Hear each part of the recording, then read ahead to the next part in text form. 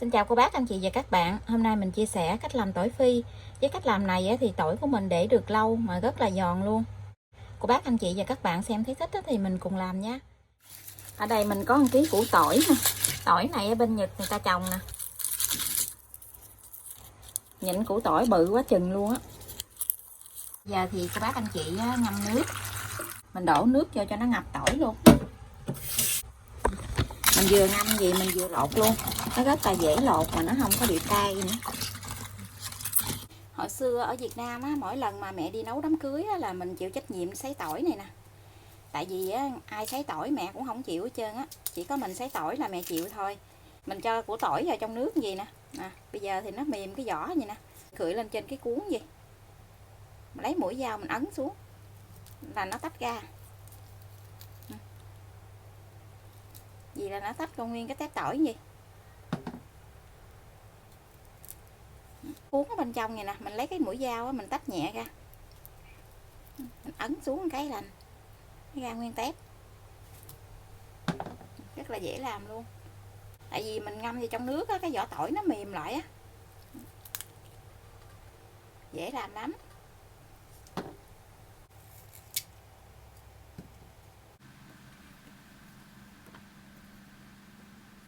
Phần tỏi của mình đã tách xong hết rồi nè. Tách ra rất là nhanh luôn. Cái vỏ tỏi nè, mình tách ra cái vỏ nó còn nguyên luôn á. Mình lấy giấy mình thấm cho nó khô nước.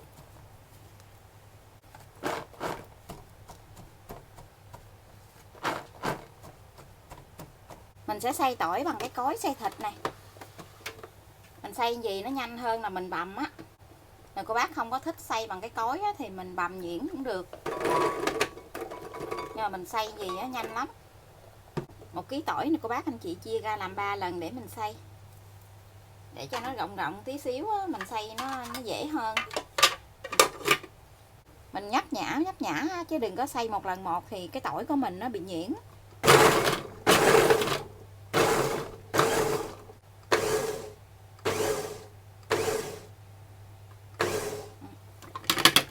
Mình xay gì là được rồi nè. Đừng có xay lâu quá nó sẽ bị nhuyễn. Cái tỏi của mình giống như là mình bằm vậy đó. Nó rất là đều luôn á. Đều hơn là mình bằm nữa đó. Mình cho ra cái tô. Tiếp tục thì mình làm thêm phần còn lại.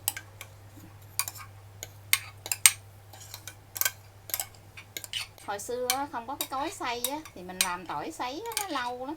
Ngồi bằm nó lâu á. Giờ có cối xay rồi thì rất là nhanh luôn. 1 ký tỏi mình lột vỏ rồi mình sấy luôn á, chưa được nửa tiếng đồng hồ nữa là xong rồi. Bây giờ thì mình sẽ đi phi cái tỏi này lên nha. Mình sấy tỏi thì mình sẽ cho nửa lít dầu vô chảo. Tỏi của mình để cho được lâu thì cô bác anh chị cho tí xíu muối vô. Cho tí xíu muối vô trong cái dầu này nè. Hôm nay thì mình sử dụng dầu nó có hàm lượng cholesterol là số 0. Bây giờ mình mở lửa lên để cho dầu nó thật là sôi luôn. Dầu nó chưa có sôi mà mình cho tỏi vô mình sấy là tí xíu nữa tỏi của mình nó không có giòn. Để kiểm tra nhiệt độ của dầu thì mình cho miếng tỏi vô. Đó. Khi nào mà tỏi nó sôi lên gì nè, nó nổi lên trên gì thì mình hãy cho tỏi vô mình sấy. Phần tỏi này thì mình sẽ sấy 3 lần. Mình cho nhẹ nhẹ vô thôi, để thôi tỏi nó trào ra.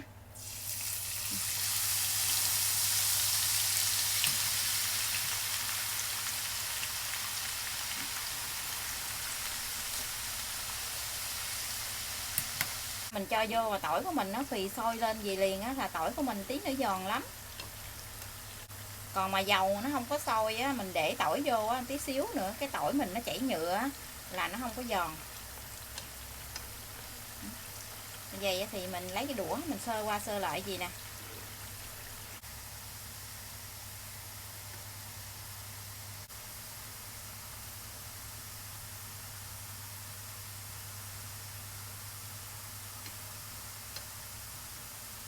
Khi mình sấy tỏi nó nổi lên gì nè, nó gần vàng rồi đó. Như vậy mình kiểm tra để mình tắt bếp. Vàng lại gì á là được rồi nè. Thì mình sẽ cho một tí xíu dầu ăn vô. Dầu ăn này là dầu ăn nguội nè. Cách này là mình để sốc nhiệt á, tỏi của mình nó không có vàng nữa. Đó. Cho cái dầu này nó nguội lại á. Vậy thì mình sẽ đổ ra cái gỗ lưới nè. Mình đừng có để nó vàng quá, để vàng quá tí xíu nữa, để ra ngoài á, nó còn vàng nữa ha. Nó sẽ bị đắng. Mình cho liền ra một cái gỗ gì để cho nó ráo dầu.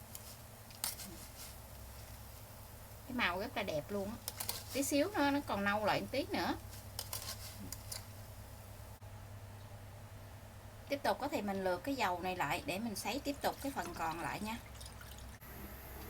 Lần này thì cô bác anh chị không có cần phải cho muối nữa. Mình cho ra ngoài là nó hơi ngã màu lại chút rồi nè. Vừa cho ra ngoài thôi mà nó giòn lại rồi đó.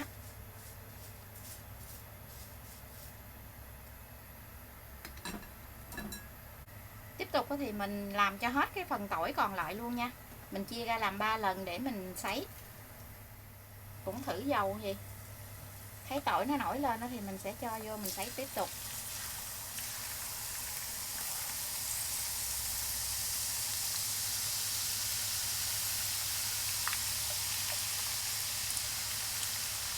Mình để nhẹ nhẹ xuống để không thôi cái dầu này nó bị tràn ra ngoài á.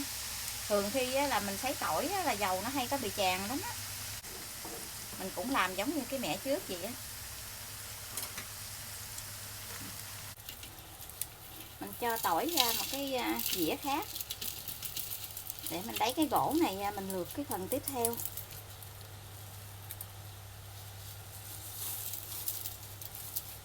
Rồi nó giòn rụm luôn đây này.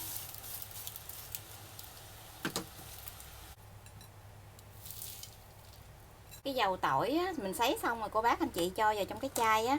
Khi nào mà mình xào rau hay là kho cá gì á, mình cho vô thêm tí xíu á, nó rất là thơm luôn á. Tỏi của mình coi nè, mới vừa sấy ra mà nó giòn rụm luôn. Mình cho nó nguội tí xíu cái mình để vô trong keo á, mình đậy nắp kín lại. Tỏi này ăn được vài tháng luôn á. Hôm nay mình sấy tới 1 ký lần mà. Chắc ăn cỡ 3 tháng.